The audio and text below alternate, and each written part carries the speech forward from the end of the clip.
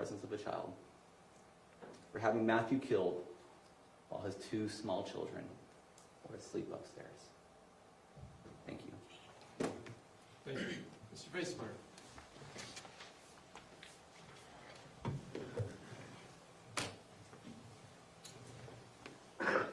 That's a lot to digest. It's 2 hours. Included words like she's not leaving on a jet plane, as sure as the day goes long. This isn't a joke. This isn't an opportunity to write a novel. This isn't a benefit to come up with great little catchy phrases. This is about a man who came up from California to be with his family, and now he is dead. It is nothing to belittle, take light of. It is a serious matter and a serious allegation and a serious and devastating loss. When you listen to the phone calls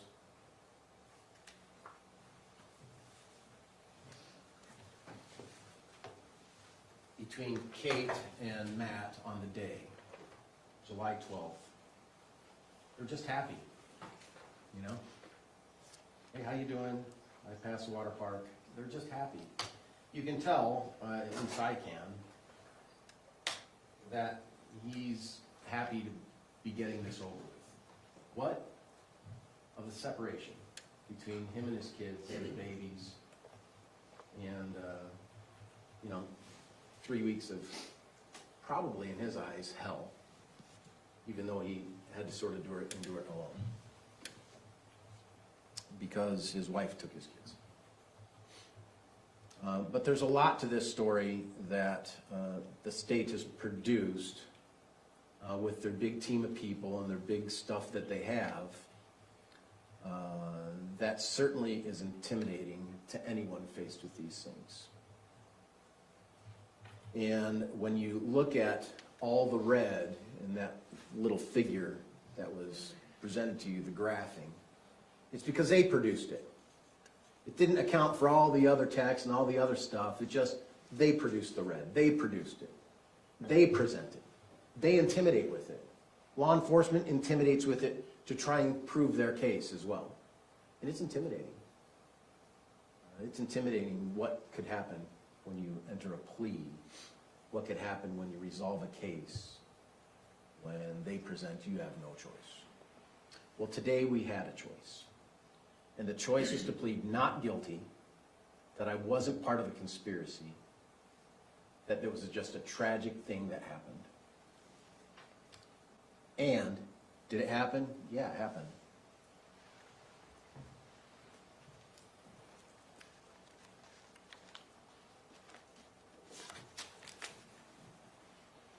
In my opening statements, I said that the state had a narrative, and Kate was required to follow that narrative. And Kate came here and testified about a big plan. And I referred to it as a messy plan. I was mocked for saying that, frankly. This is a crazy plan. This is ridiculous. This is a plan where they had an idea back in January or February to murder Matt because he doesn't want to go to Disneyland, or in May to murder Matt because he said that Tracey told Kate that she used the smoking camper too much, or that Tracey said to Matt, I want the kids to come for the summer California, and he got mad about that. The reality is, and I think the truth is, and that's what you're here to really weigh out, this has been a volatile family regarding Matt and Kate for a long, long time. Not just a year, not just since 2024, but 23, 22, 21, 19, 18, 17. I mean, these have been volatile about the relationship for a long, long time.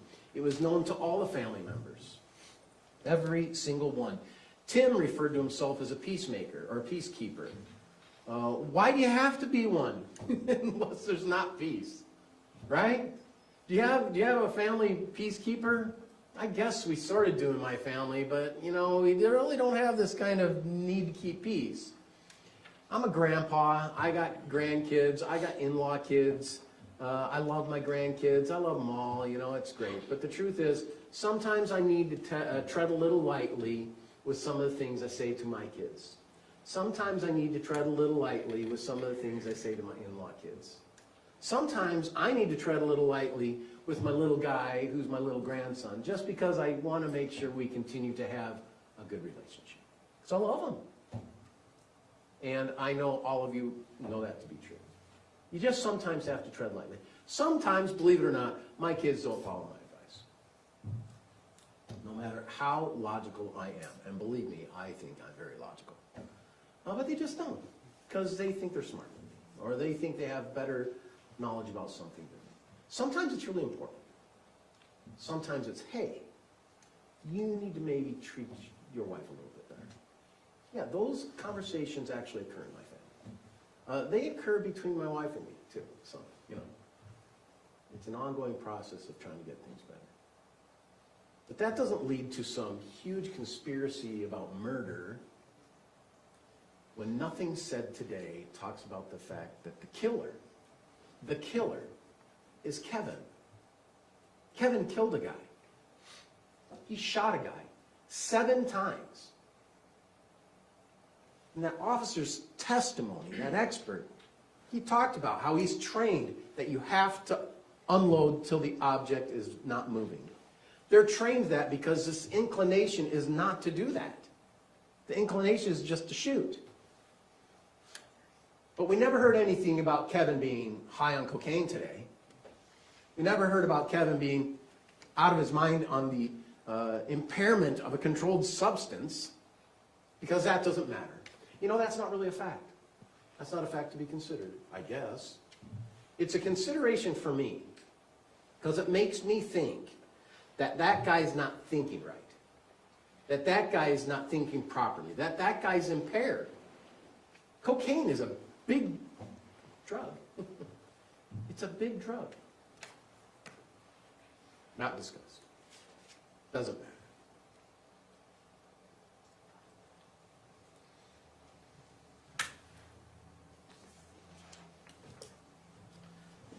I'd like to pull out, and I'm not sure where this audio is, and maybe Faye could help, but I'd like the exhibit of Kate at the police station.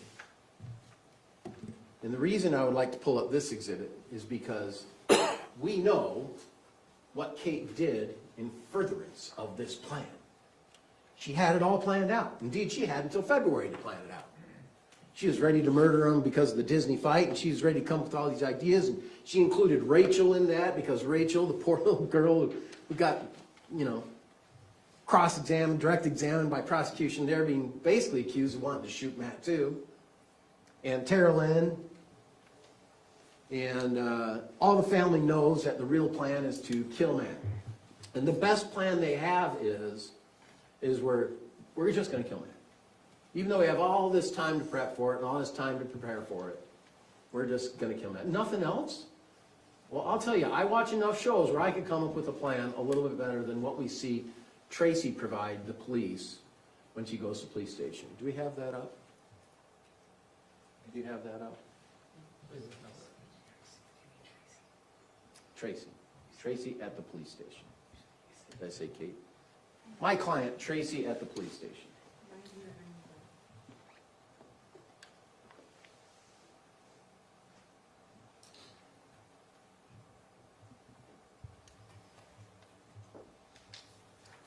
As you might remember, Tracey was on the front yard.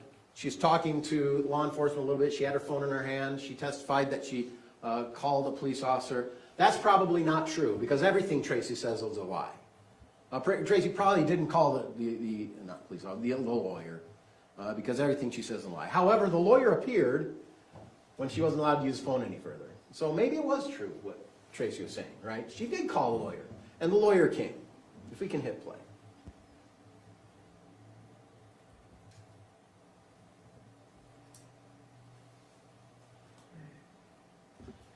These are unrefuted facts that you cannot challenge.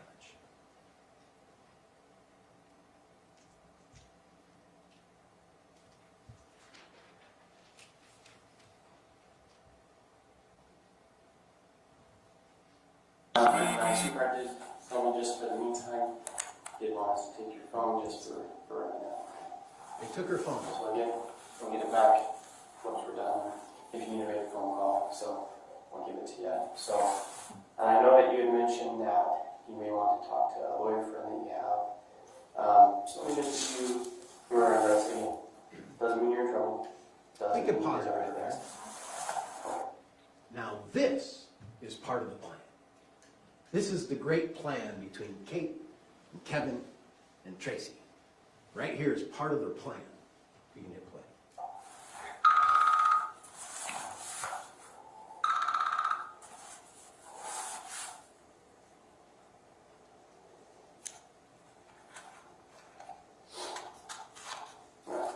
So you have the right to remain silent. You say you can or use against you in the court of law.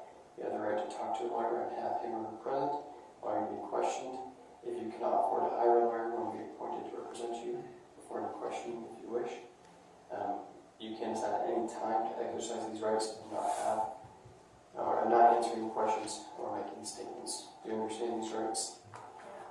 Having these rights in mind, do you still want to talk to me? Do you still want to have that lawyer present when you talk to me? I can talk a little. Okay, sounds good. So, what exactly were you there for? It's my house. It's your house? Donna was just visiting, staying for a visit. Okay. Were you planning on staying the night, or? My daughter, Mhm. she was in California. Oh, gotcha. So she's visiting from California. Okay. And was she there with her husband? No. Okay. He's awful. Mhm. So she came to hang out with me. Gotcha. And she brought her 2 kids with her? Yeah. And they just have those 2 kids? Oh, nice. Okay. There's no paperwork or anything. She just came for a picture. Gotcha. Did you go pick her up, or did she fly here or drive herself? Or She rented a car. rented a car? Gotcha. And was that his truck outside of your house? Right in the road, there's one. Both of theirs? Yeah. Gotcha. Yeah, I know when I say Yeah. his, hers, yeah, thank you for clarifying that with both of theirs, but, so what kind of problems were they having? Do you know? I don't know. You don't know? I mean, We can pause that. I've heard Kate talk about this relationship with Matt. I've seen the video of the wet tortillas. I've heard about Disney. I've heard about the smoke trailer. I've heard about...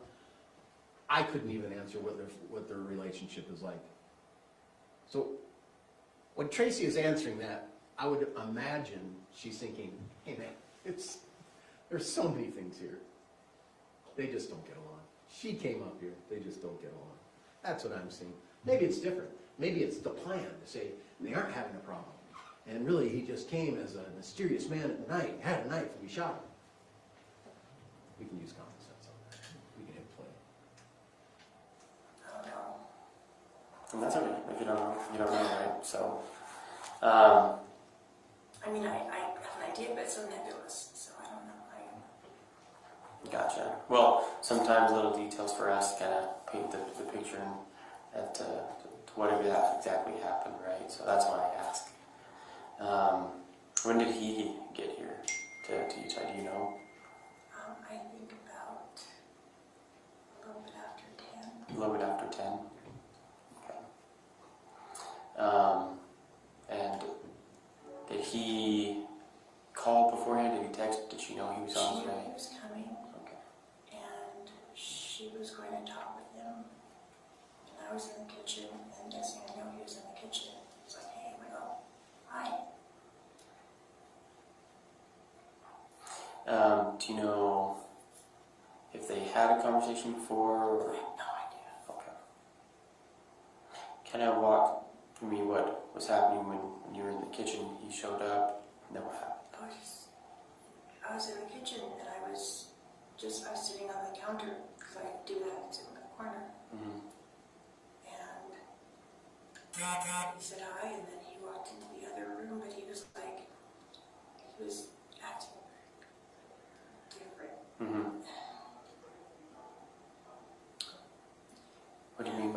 reacting He was different? just, how agitated. Mhm. I would say agitated.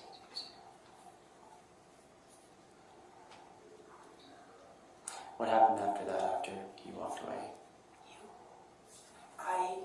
He walked away. Mhm. He said, "Is Katie upstairs?" And I said, "Yeah, she'll come down." That's the last. I heard gunshots. But I know more gunshots now. Mhm. I've never heard a gun really fired. Except for something. Gun range. Okay. And what were you doing when you heard the gunshots? Just sitting on the counter. Just in the same spot when you walked in? Yeah. Okay. Well, what did you do after you heard the gunshots? I ran into the bottom of the stairs to go check on my daughter. I thought something might happen to my daughter. Gotcha. And what did you see when you went down the She stairs? was on the ground, laying down, face down.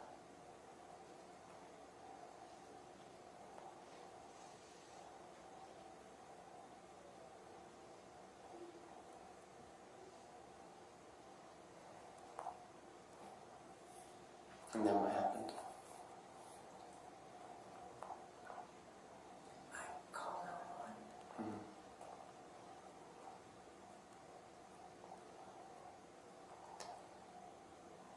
What was your daughter doing at all when you came downstairs? When I came down, it's my. Yeah, when you came I down went the stairs. upstairs. Oh, sorry, my apologies. I misunderstood. Do you know who this is? This is the family. Oh, gotcha. Hey, We have talk to 40 Kevin. Talk to Kevin. Okay. Kevin. So could you take him to Kevin, please? Yes. There you go. Is that the guy that you were talking about? Yeah. Oh, perfect. There you go. He's here. Do you want him present? No, Okay, present. perfect. Sorry, when you had, I thought you had said that you went downstairs. Gotcha. So you went upstairs to see you when you heard the gunshots. My apologies. I misunderstood you there. Everything happened on the main floor. Mhm. I was in the hallway, and then I went upstairs, and I just said, "Stay here, don't come downstairs." I went downstairs. And that was to. My daughter Katie, Okay. because I didn't want her to see.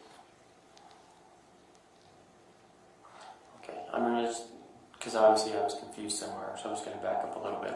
Kind of run me through you sitting on the counter in your kitchen, hearing the gunshots, and then what happened after that. I went and looked in the hallway. Mhm. Or I went to the bottom of the stairs, and that's the hallway. Mhm.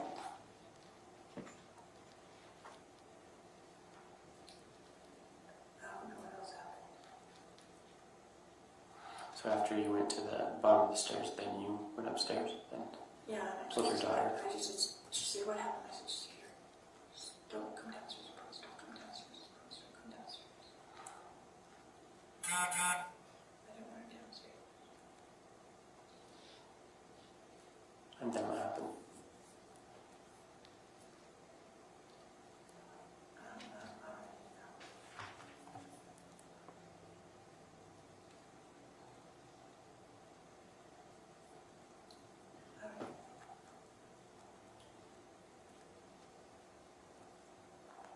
I know I called that other one. Mhm. And they asked if I had disregard on this. Just looking at him on the ground. And then the door opened. Mhm. Because I think the neighbor upstairs, Caitlin, heard a noise because she asked me if I was okay. I saw my call, went to call. She said, "Is everything okay?" So,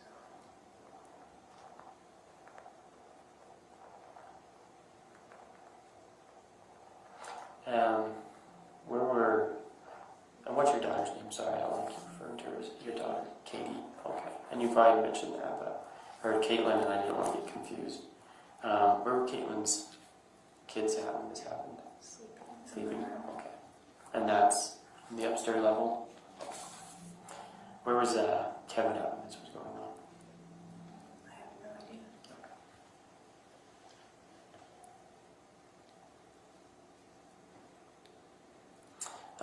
Well, thank you for kind of letting me know on your side of things what was going on. So I'll step out, and if we have more questions for you, I'll let you know. Okay. Okay. Thanks. It's 11:42 that night. Shooting taking place 10 after 10, something like that. If we can play the next video.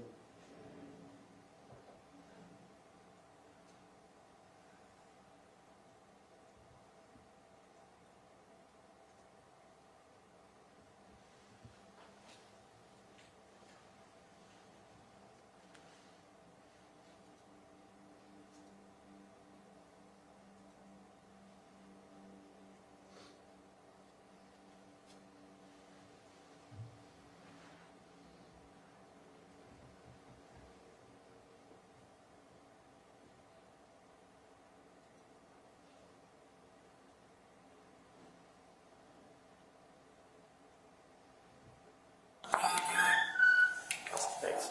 Sure. You can have that seat. Okay, Tracy, I just wanted to kind of give us some time to think. I know you were saying a lot of I don't knows and stuff like that, but is anything else kind of come to your mind right now? No? Not at all? Okay. I am so in shock. Like did his parents know? Did someone call his parents? I assume someone has at this point. I've only been here with you, to be honest, so all that information I don't even know myself. The only information I know is kind of what you've told me, and that's about it. So, Or is Katie here too?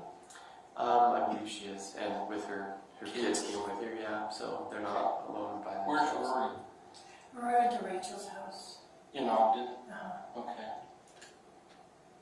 I don't even know. Is that That's another another kid? kid. Rory's Sure, my yeah. daughter, Rachel's Yeah, my just other daughter. Gotcha.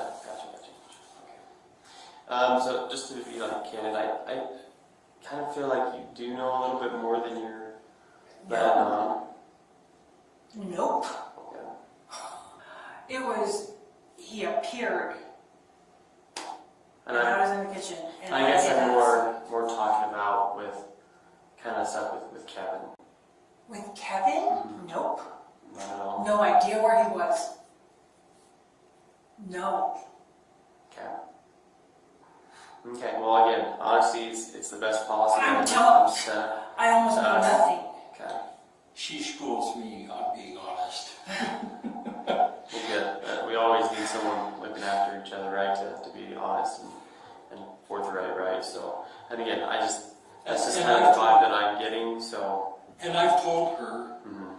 that the most important thing is to be honest and truthful, and we can decline to answer if we want to, and she will do that, but she's not, so far as I know, withholding anything. Gotcha. Okay. Well, I just wanted to come in here and see if you did remember anything, because again, like I said, I know you were saying like a lot of I don't knows, and so I just wanted to see if you remembered anything else and talk you with a little bit, but nothing comes to mind at all. I interacted with Matt for like maybe 3 seconds. Mm-hmm. And I didn't see Kevin. And Matt went around the corner, and by the time I don't even know, I didn't see anything. All I heard was noise. What were the noises that you were hearing? The shots. That was the only Yeah. noises. There's no conversation, no confrontation at all. Not that I heard. Gotcha. Have you been to the house? Do you know the layout? I haven't, so This is the plan. 3 months in the making. This is the plan. For Tracy to say, he came in the house, said, "Where's Kate?" And then I don't hear anything, no confrontation, no arguing, and then gunshots. That's the plan. That's ridiculous. If if you have a plan, you're gonna have some kind of plan, aren't you? I mean, just previous, it's now 1:47 in the morning on this video. Kevin had already said he had a knife and I shot him. My client said there's not even an argument. I heard nothing like that. Just where is she? And so we can pull that down. And so now we have to go into the delving of other things that the state is presenting, the government is presenting to be these reasons, sort of like leaving on a jet plane. We're just going to pull it out from other lyrics and come up with ideas. Like number one, the reason that we're coming to have Matt murdered is because of this terrible custody fight. Well, there was no custody fight. The only thing about custody in this whole case is a telephone conversation that Kate had with a lawyer who said, hey, if you're in California and then you go to another state, he can file some paperwork to have you come back if you don't agree on it. And then proceed forward in a divorce case. Tracey has been divorced 4 times, has custody, has shared time. The kids have said, I saw my dad every other weekend. The sisters didn't come as much, but I did with my brother. That sounds like something I hear all over the place. But because of some big custody fight, there wasn't a custody fight. There was going to be. Let's not confuse ourselves, right? There's going to be a custody fight. I don't think they're going to last in this marriage, to be honest. If Kate and him drove back to California, maybe they'd give it a try. But I honestly think, personally me, her substance use, smoking weed all the time, being high all the time, Matt's trying to get off alcohol and Buddy's alcohol problem, just such a volatile relationship. I just don't see it lasting if this horrible experience didn't happen. Just don't see it lasting. I see obviously a divorce coming on the horizon. I also think that's the reason they have a storage unit, that she had stuff that she left in California, knowing that at one point California is going to have to be a home plate somewhere in relation to the divorce of the kids. So some ruse of this being a big custody fight, it's not a big custody fight. Frankly, we all know where most kids go in custody fights anyway, don't we? Those are from mom. Dads get the weekends and holidays. Matt's not working. Mom's working for an Airbnb sort of as a side hustle job. But the divorce just isn't a custody fight. It's the preliminary. You know what you have when you do a divorce? You have a conversation to talk about the stuff and the kids. That's what you do. The real estate, the TVs if you care, the DVRs if you care, and anything of value if you care. And then the personal things. You always talk about those. Because there are some things that are personal, you know. My mom's ring and my dad's ring and those things. But the big plan, this is it.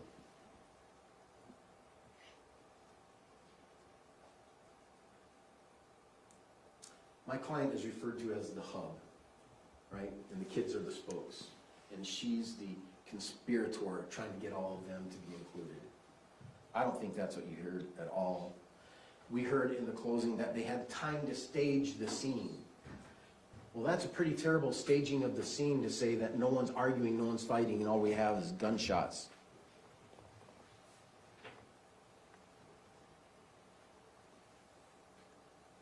And the question was the final straw in the battle between Mom and Matt, Mom being Tracey. They had a Disney battle because Matt, and the exhibit's there for you to see, Matt was going to decline the Disney trip, and because he declined the Disney trip, the 2 little kids aren't coming either. Well, guess what? They went to Disney. And they had a fun time. And it was a good time. Now, there was an incident that Tara Lynn saw where Matt was abusive towards his kids. But over the time of the Disney, everyone had testified it was good. Everyone got along. Now, before that, Matt was very angry at Tracey. And he didn't want to go to Disneyland. And then later, in May, Matt and Tracey got into it again. As Tracey testifies, she testifies that I talked to Matt about coming to Utah with Kate and the kids. Matt did not like that idea. We needed the money to stay in California. Kate needed to work. I guess Matt was trying to work. I don't know. Just seemed like that volatile relationship, right? And then the text where Kate says, hey, Matt said it's okay if you come here. So the scenario of that is all pretty simple. Tracey had a friend, Amy, whose husband died. She was an invalid in a lot of ways. All of her kids knew this person. She'd known him for 38 years. Tara Lynn had been there. Kate had been there. People had been there to Amy's house. And my client flew in. On the way to flying in, and you look at the text, look at the times. I'm getting on the plane early in the morning. A little bit later, after she said I'm getting on the plane, Kate texts, Matt said it's okay, you can come over to the house. And my client spent the night at the house. So this, once again, plan of, Disney, she wants to kill him and strangle him, and then in April or May, she goes and spends the night at the house. And spends time with Matt. This relationship, torn apart a little bit, patched up a little bit, sounds like family, doesn't it? And it happens. It doesn't resort to a murder. But it happens. And so Matt said, yeah, I'd come to the house. And so she did. She spent time at the house. Then had the conversation with him. And then he accused Kate. Let me get this right. He was mad because there was a conversation about Kate spending too much time in the smoke truck, in the smoke camp. And Tracey says, he's lying. That's not what I talked to him about. I talked to him about going to Utah, which is probably not what Matt wanted Kate to hear. So I had to give a reason why he's ticked off at Tracey. But is that surprising? I mean, if you think about Rachel had said, we'd always had a confrontational family life between Matt and Kate and us. Tara Lynn, the same thing. We've always had a confrontational family life with Matt and Kate and us. Even Tim, I had to be the peacemaker because Matt and Kate and us. It's a common theme. Everyone knew. It was just a hard marriage. And that video that we showed of those two just battling about the stupidest thing. It was very normal for them. And the whole family knew. But they got over it. Indeed, they got over it enough that they're going to go to Las Vegas, Matt and Kate, go with Diane, Matt's mom, and spend some time in Vegas, but then that got canceled. And it got canceled because they just weren't getting along. And Diane probably just didn't want to be around that volatile relationship. And frankly, it seemed obvious Kate was ready to call it. Kate was ready to go. Shortly thereafter, Kate did go. And that was a big plan. It was a big plan. It was a plan to go and murder him. No, it wasn't. It was a plan for Kate to go and talk about, how am I going to get this divorce thing figured out? Indeed, in June, after Kate got there, you saw a text today where my client sent to Tara, can you talk to her about talking to a lawyer? I think the day was June 29th. He's talked to her about talking to a lawyer and what she should say to a lawyer. I think the reality is, I'm not going to trust Tracey to have much conversation with a lawyer, to be honest. She's so sweet, she's high all the time, she's volatile, she's all over the place. You saw her in the stand. Tracey used to have a much more demeanor about herself to be able to handle a good conversation. So, is it uncommon when these guys talk every day anyway to say, hey, you talk to her about having a lawyer? Yet that gets construed so that the narrative of the prosecution can imply it's a big plan. So you can follow that narrative to make sure the narrative is followed. And the narrative is followed so much to the point that it becomes unbearable. Unbearable for Kate. She realizes with all this narrative and all these things packed into a big web where all these colors are pointing to her. You can just imagine when it's pointing to Kate, all the colors in this spreadsheet are all red. Look, Kate, you. Look, Kate, you. Look, Kate, you. You're red, you're red, you're red, you're red. Look what you did. And Kate needed to make a deal because she was afraid of this big environment coming after her. With all of these prosecutors and all of their equipment at their disposal. Sometimes it just gets overwhelming and you need to cut your loss. And Kate did. I had a blow-up moment in this trial where I couldn't believe Kate was saying the amount of sentencing time she was saying. If we can pull up the matrix, which I think is defense exhibit number 2. Is that the matrix?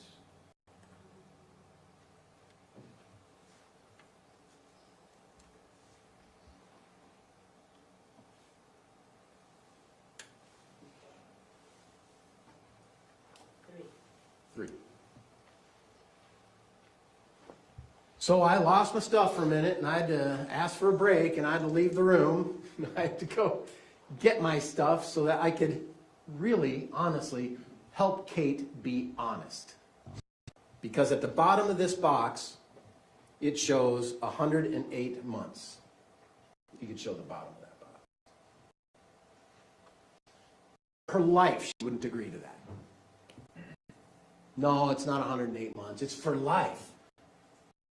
If you look on the left side, aggravated murder, 300 months, category 1. First degree murder, 240 months. We all know what Kate was charged with. She was charged with first degree murder, and she ended up with a deal of second degree murder. 10 years off of her sentence. But there was a caveat. And the caveat for her to get 10 years, because Kate's 40, for her to get 10 years, is she had to tell the truth to the prosecution. That was a caveat. She had to tell them their story. And so as part of that, she came up with her proffer of evidence letter. And that's an exhibit too. In that proffer of evidence, she talks about never talked to Kevin, never did this, never did that, but yet we had a plan. It was just nonsense. Indeed, not only did she have to have a proffer, which her attorney provided for her, but she also had to give an interview. And when she gave the interview, it didn't go well. And the reason it didn't go well is because police told her, you need to be honest.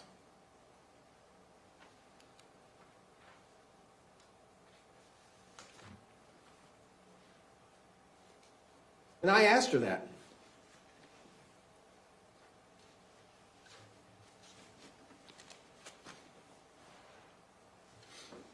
But you had to do something with the plan for him to come to the house. Right. So you knew that, correct? Yes. I want to hear it. Yes. Boy. I made sure he would come inside the house. Yes. That part of the plan? Yes.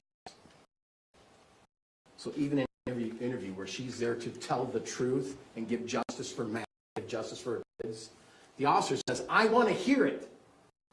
Well, why do you want to hear it if she's saying it? It's because she's making up whatever plan you're telling her to make up. And she'll agree with it. Because she wants the 108 months. She doesn't want the 240 months. She's willing to do that. It's unrefuted. Unrefuted evidence that she said that the officer said that. I want to hear it. And then, of course, at the end,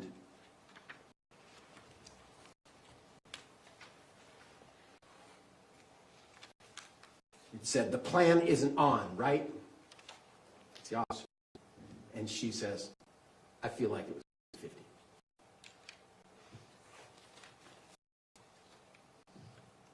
She was just willing to say what she needed to say.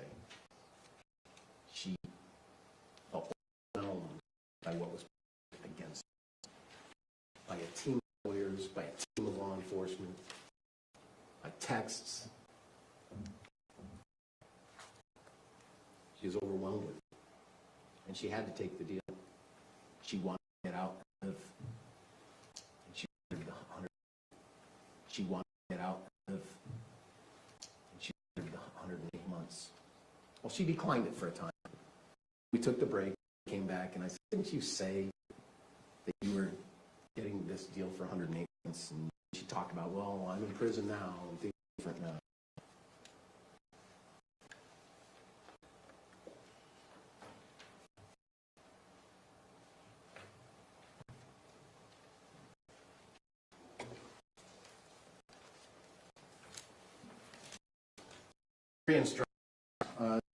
Get it and figured out. These jury instructions I've seen many, many times in my career because they're sort of standard. They're standard in a lot of ways according to the case. Some are case specific, like what is the charge. Most of these instructions are over years and centuries of instructions to juries to get refined to what we have before us here. Some of these instructions I would ask that you look at with close attention.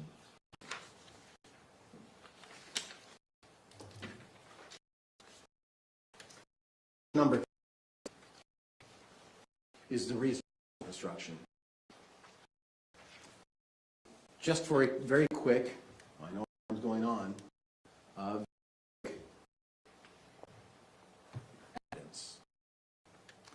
Evidence has to be decided on a certain standard.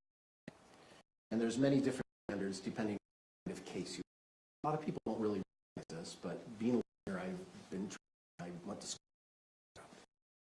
Criminal cases is required to be beyond a reasonable doubt. In America, with TVs, we've heard of that many, many times. But there are many cases that do not require reasonable doubt.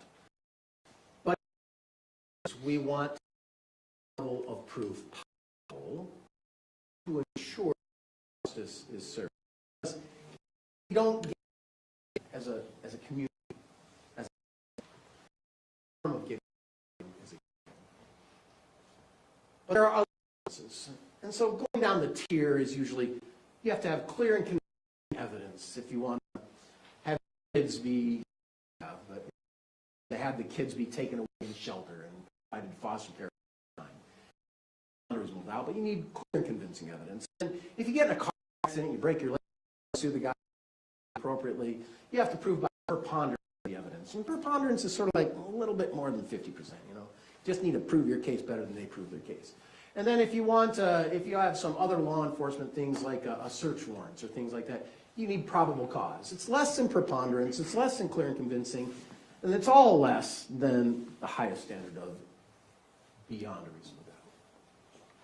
In this, it says, the second sentence, it says, there are very few things in the world that we know with absolute certainty. I always wonder about that. You know, I know the lights are on. I know my car's out there. But this instruction says we know very little things, very few things with certainty. Okay. In a criminal case, the law does not require proof that overcomes every possible doubt.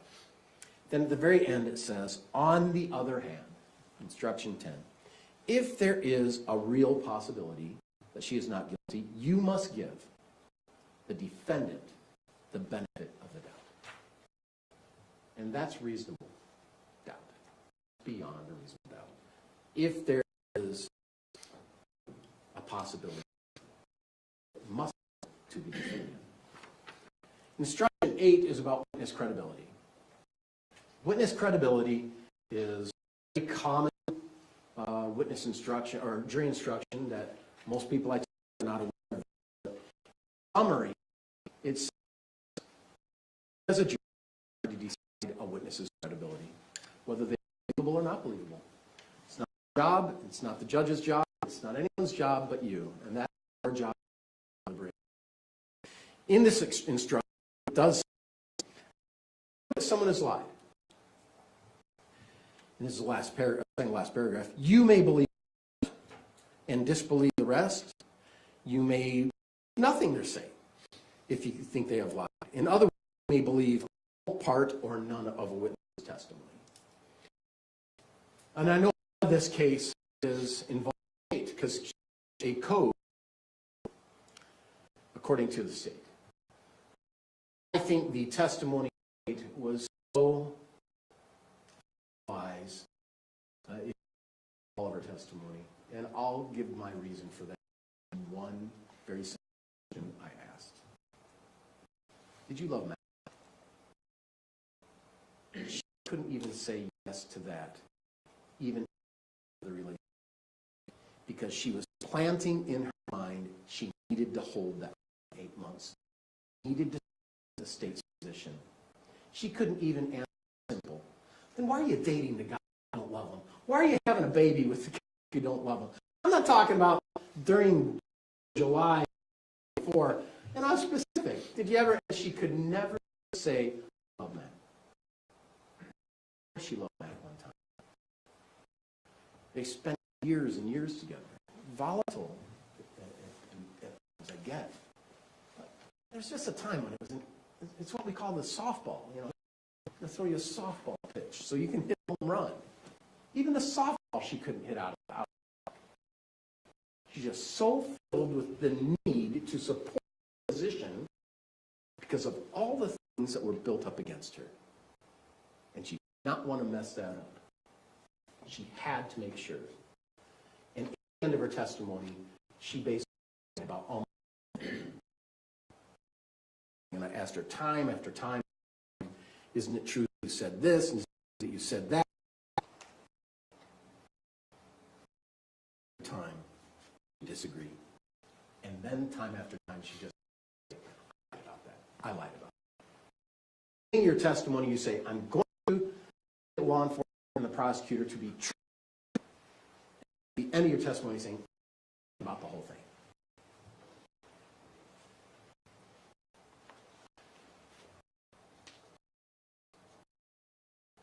On the other hand, there are some things that are irrefutable. My client is the night of the event. Irrefutable. Unless someone wants to say, hey, I'm going to say, she did. You have the right to remain silent. Do you want to remain silent? No. Do you have a right to have a lawyer? Send the lawyer to Kevin. What do you know? What number? She's trying to know and remember. And she says, I didn't hear anything. I mean, after he spoke to me, I didn't hear anything. In her testimony here, we had her testimony. She said, I expected Kate to come when he got here. One of these texts and exhibits that you saw in the closing was all this communication day of, and how they're finalizing their great plan of murder. But we all know that Tracey wasn't in American Fork. Indeed, Tracey was in Salt Lake at work when she got a text saying he's coming to Utah. It didn't say we need to get ready. It didn't say anything like that. It just says he's coming to Utah. Do you know why that was an important thing? Because no one thought he was coming to Utah before that. Everyone thought there was a different idea. A car rental, I'll fake an injury so I don't have to come. I can't do the car rental. He's not going to come to Utah in the truck. His neighbor's not going to give him a car to do it. He doesn't even have a license on his truck to come to Utah. But the way it's presented and slighted is just not common sense. The truth is that no one thought he was going to come to Utah until he finally says, I'm coming to Utah. Should I come with the starter busted, or should I get the starter? Should I put a new starter in? Do you remember that part in the phone call? He said, I have the starter. The starter should be good and take me time. And so he doesn't leave California until like noontime. And he has to drive from Temecula all the way to American Fork, beginning at noon. I mean, it can be done, and it was done, right? He did it. I've almost done that. You know, it can be done, but man, I usually want to leave earlier in the day. He had nothing going on. I guess he had to take care of the dogs or take care of the truck or those things, but there's no plan for him to come to Utah. There's no plan for him to come to Utah and let's murder him today. Although, in the closing, we hear about it all being a huge plan. There's no plan. The plan was simple. Kate, you need to get off your ideas and just figure out what you're going to do with Matt. because you're in my master bedroom, you're taking your space away from me, you need to have some finalization. Love ya. But there has to be something done. Because it's not working the way it's working. That's reasonable. Witness credibility. I always like to say closing arguments because I just want you to know that everything I say is not evidence. It's just argument. Even though it might sound like evidence, it's not. It's just argument. And the prosecutors, it's just argument as well. My client chose to testify. She chose to tell you what she wanted to. She didn't have to. She could invoke her Fifth Amendment right and not say anything. And I could have said, ladies and gentlemen of the jury, my client chose not to testify. However, she did testify. She testified when she spoke to those police officers.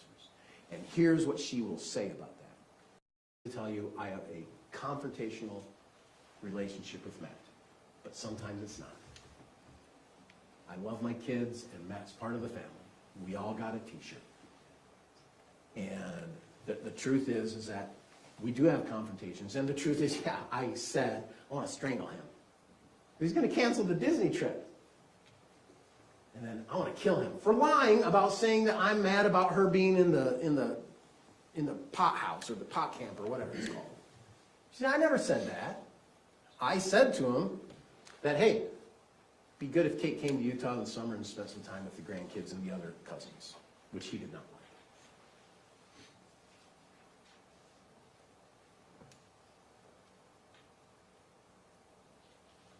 I could go on and on about the lies that Kate provided in not only her testimony with us, but also her testimony in the other case, and also her interview testimony with the officers on June 16th. I could go on and on about that.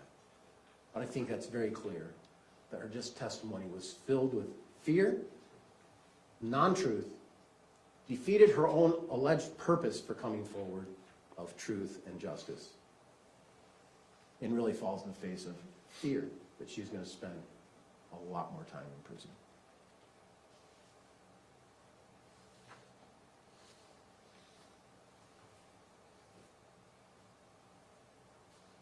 Instruction 13 is mental state. In the third paragraph it says, for each offense the law defines what kind of mental state, intentional and knowingly. And in this case, that's required as well.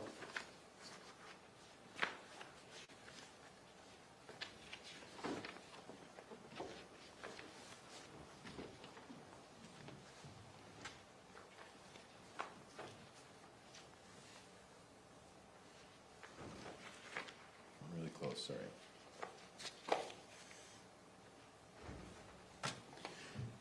In instruction 28, it's titled Mental States Defined. And this gives really some good instruction. A person acts intentionally when they engage in certain conduct or causes a certain result. Well, I know someone who engaged in certain conduct, and it was Kevin Ellis. Kevin Ellis grabbed a gun and he shot an unarmed man that he said had a knife. And he shot him 7 times. And it caused the result of his death. A person acts knowingly if he is aware of the conduct, aware of the particular surroundings, aware that the conduct is reasonably certain to cause a result. My client testified, to be truthful to you, that she was not aware of that conduct, that she was not aware Kevin was intending to get a gun and kill Matt. Indeed, she was hoping that Kate would be coming down soon to greet Matt because she wasn't exactly sure when he was getting there, but he's going to be there soon. And the inference of that intent.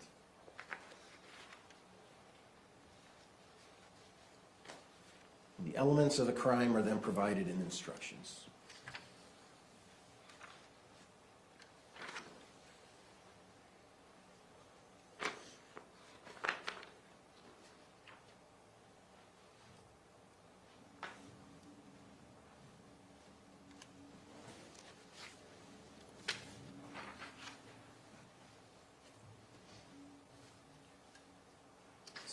Instruction 31. This is the instruction of the elements of murder. That Tracey intentionally and knowingly caused the death of Matt Restelli. It is surprising to me in this case how people are minimizing the actions of Kevin Ellis. He shot a man. He was high on cocaine. He made lies. And it seems to be minimized in this. In fact, I'll get to that in a minute. Instruction 34 is conspiracy. Conspiracy is if Tracey Grist intended that conduct constituting the crime of murder be performed and agreed with one or more persons to engage in the cause of performance of conduct. The state would have you believe that this is a long-time plan.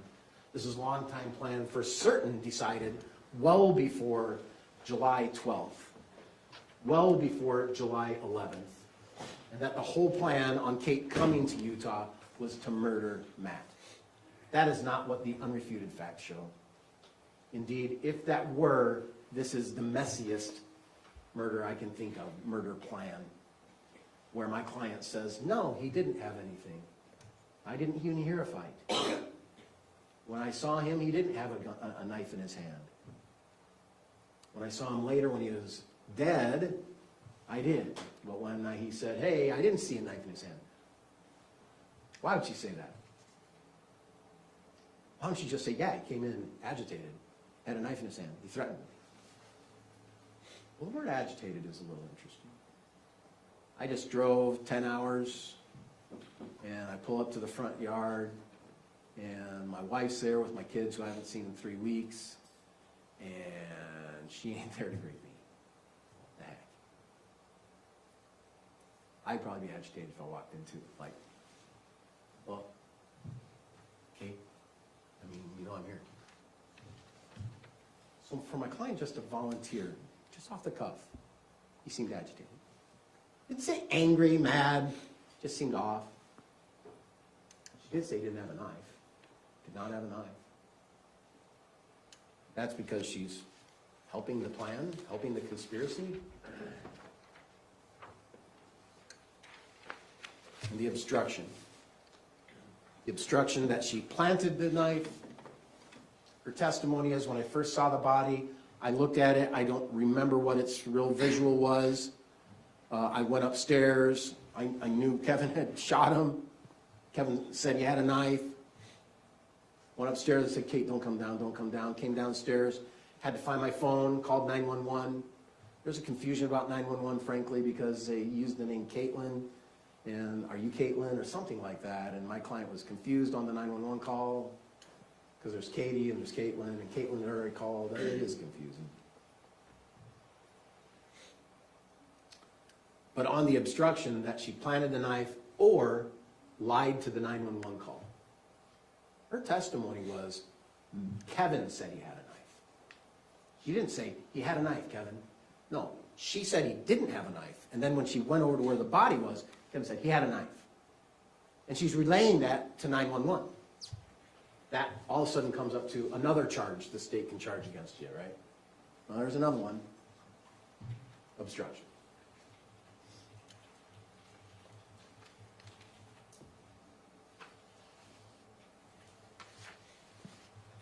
There's another one, unless you follow our guidelines of a plea.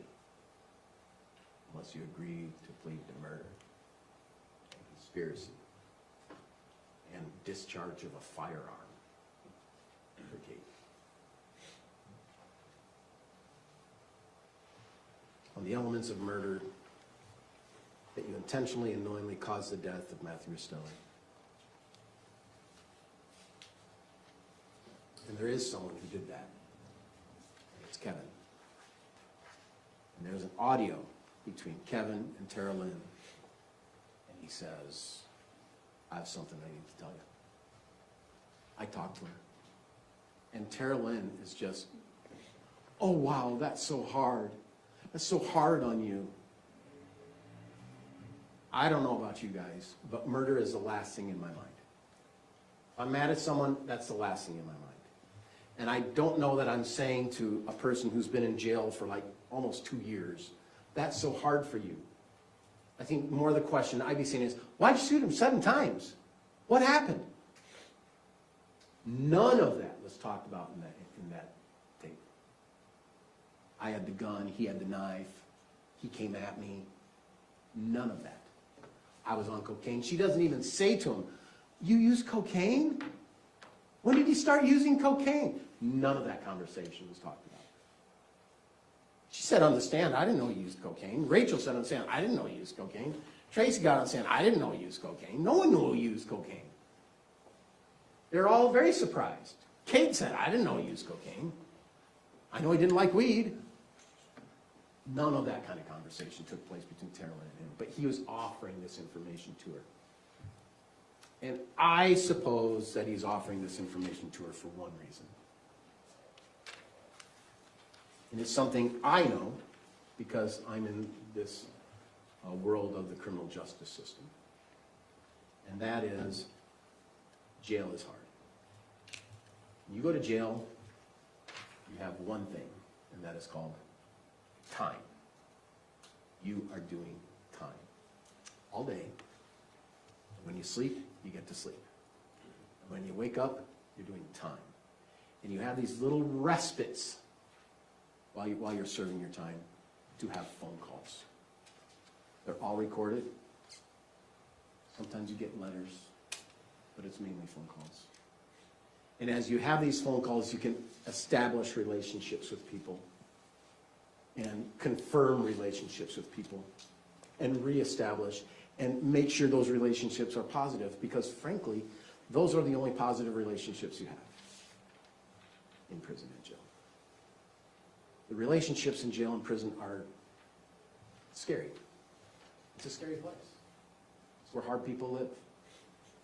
And to establish those relationships and to try and garner some good relationships that you can do with one another on the phone is hugely valuable. And Kevin wanted to provide his sister a continuation of that relationship so that she'd take his calls, that she'd be available, so that she can just talk to him, so that he can have a reprieve from the jail and prison where he is. Because it's hard. I'm not saying it's not supposed to be hard, because it is supposed to be hard. But the truth is, it is hard. And it's hard because that's what you want. You want to lock people up so they don't have the opportunities to hurt. But he never accepts your real responsibility except, I should have said no. I should have this. I should have that. And then Tara Lynn says, that's so wild while you gave an opinion. I should have given Mom that opinion. With Rachel, we would have given our opinion. And I'm listening to this thinking, what are you talking about? An opinion about a plan to kill someone? Is that how you're talking to this guy? I mean, come on. If I'm having that conversation with anyone, whether it's my firstborn or my neighbor 16 blocks away, I'm not saying those kind of things about the idea of murder. I could have had a different opinion. A different opinion? She felt sorry for him. She felt sorry that he was convicted. She felt sorry that he's going through his hard time, because he is. Because he killed a man. Because he killed a man while he was high on cocaine. Because that's what happened. There's plenty of talk of harm. I'm going to strangle him. I'm going to kill him. I'm mad at him. Got my tortillas wet. There's plenty of talk about harm and anger and volatility. But there's no plan to kill Matt. The plan for Matt was to come and have a conversation with Kate, and she is intimidated by the whole process because her name on their spreadsheets was red, red, red, red, red. You're going to do a lifer. And you know what? We'll give you 108. And you've already done 2. No, that's wrong. 108 months, you've already done 2 years. We'll give you that. But you need to give us what the plan is. And what she said, it's a 50-50. That certainly doesn't seem like a plan to me. That seems like you just don't know until a dude on coke decides to grab a gun and kill a man. I would ask that you find Tracey Grist not guilty. The state has not proven this case. What they've done is they've created a huge web to try and create a narrative that they got some people to follow. It's just not what is the truth. Thank you, Mr. Facemyer. Can I see you and Mr. Pomeroy up here for a minute, please?